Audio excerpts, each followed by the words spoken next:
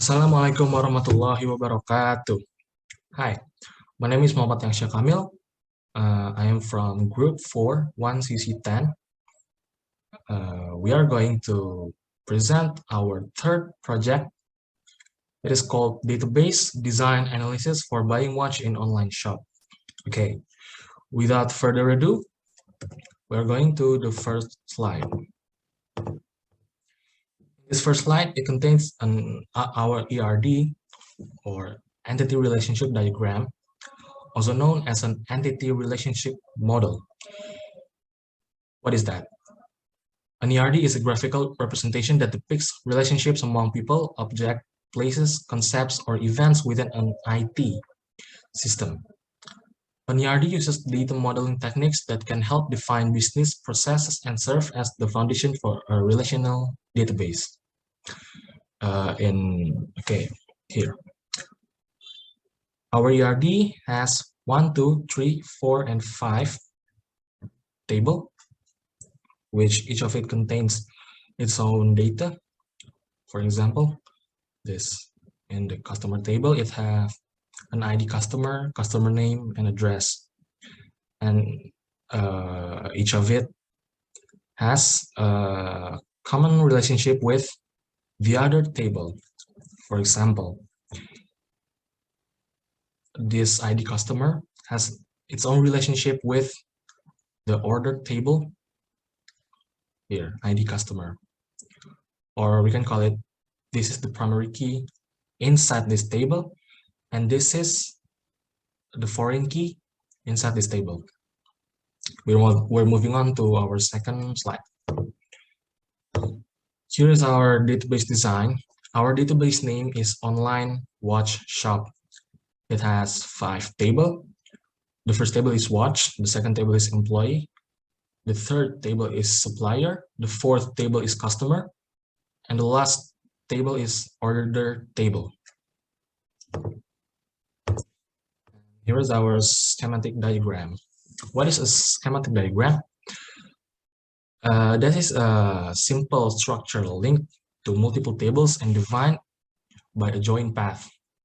This is the join path. You can see it here.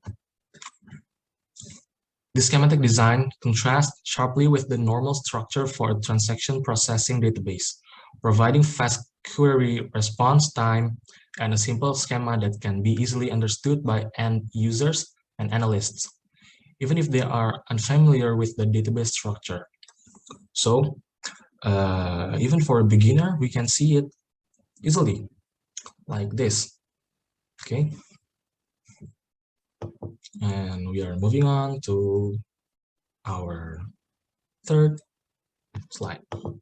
Hello, Mr. Tom. My name is Shalom Mama. This is our table design. I will explain definition table design. Table design is a structured data set consisting of rows and columns, which are stored on a storage medium where the data can be manipulated, add, change, delete, and can be viewed using certain techniques to produce more meaningful information. First, order table. Field name ID underscore order, data type char with 4 description ID of the order. Field name ID underscore watch, data type char with 4 description ID of the watch. ID underscore supplier, data type char with 4 description supplier's ID. Field name ID customer, data type char with 4 description customer's ID. Field name ID underscore employee, data type char with 4 description employee ID. Field name quantity, data type integer with strip description the quantity of the customer's order. Field name order underscore date, data type date with strip description the time of the order. Field name total underscore payment, data type money with strip Description, the total payment or total cost.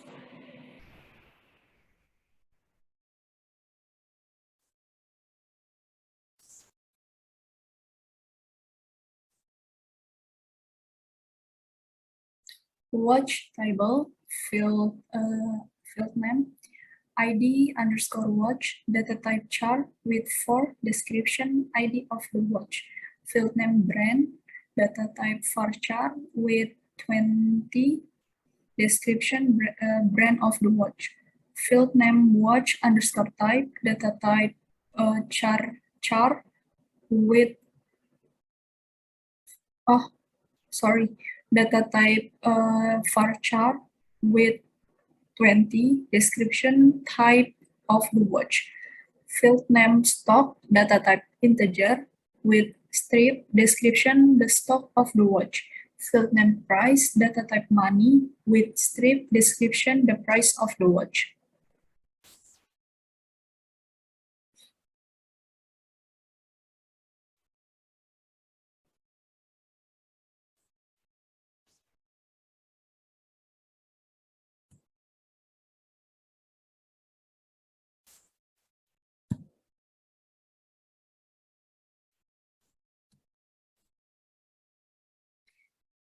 Employee table, field name ID underscore employee, data type char with 4 description employee ID, field name employee underscore name, data type varchar with 20 description employee's name.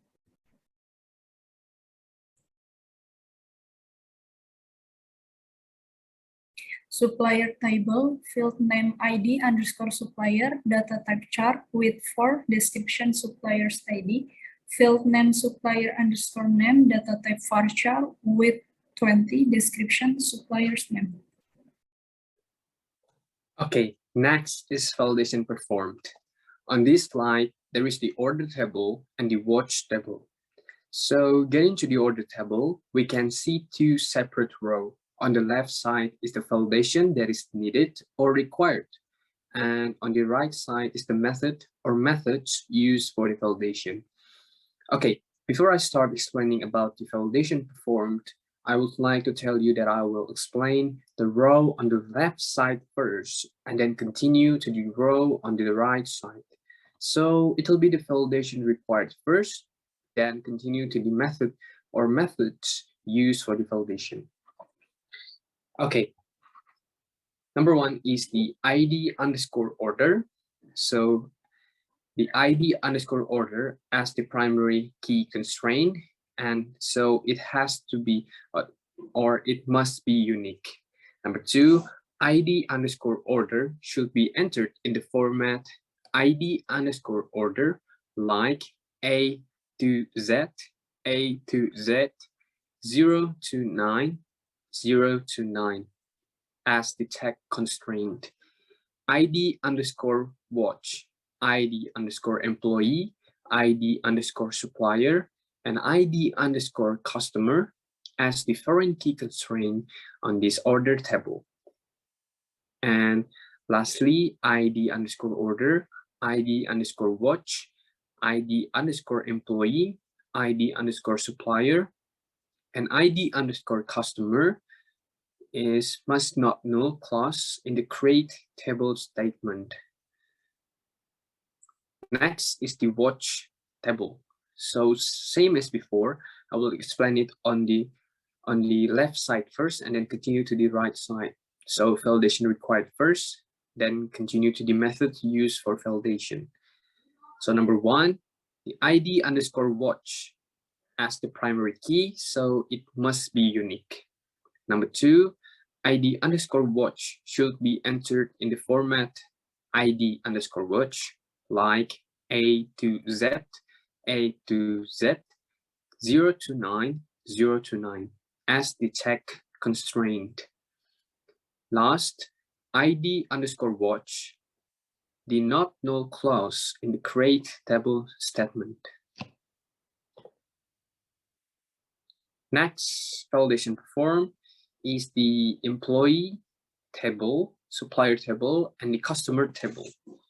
So on the employee table, it contains ID underscore employee as the primary key. So again, it must be unique. And number two, ID underscore employee should be entered in the format ID underscore employee, like A to Z, 0 to 9, 0 to 9 as the tag constraint. And lastly, ID underscore employee, the not null clause in the create table statement. Next is the supplier table on the right side of this slide. So the ID underscore supplier as the primary key, so it must be unique. The number two, the ID underscore supplier should be entered in the format ID underscore supplier, like A to Z, 0 to 9, 0 to 9 as the tag constraint. And lastly, on the supplier table, the ID underscore supplier not null clause in the create table statement. Next, last but not least, the customer table. So the ID underscore customer must be unique because it is the primary key. Next, number two, ID underscore customer should be entered in the format ID underscore customer, like A to Z, 0 to 9, 0 to 9 as the check constraint. And number three, ID underscore customer. The method used for the validation is not null clause in the create table statement. And that brings us to the end.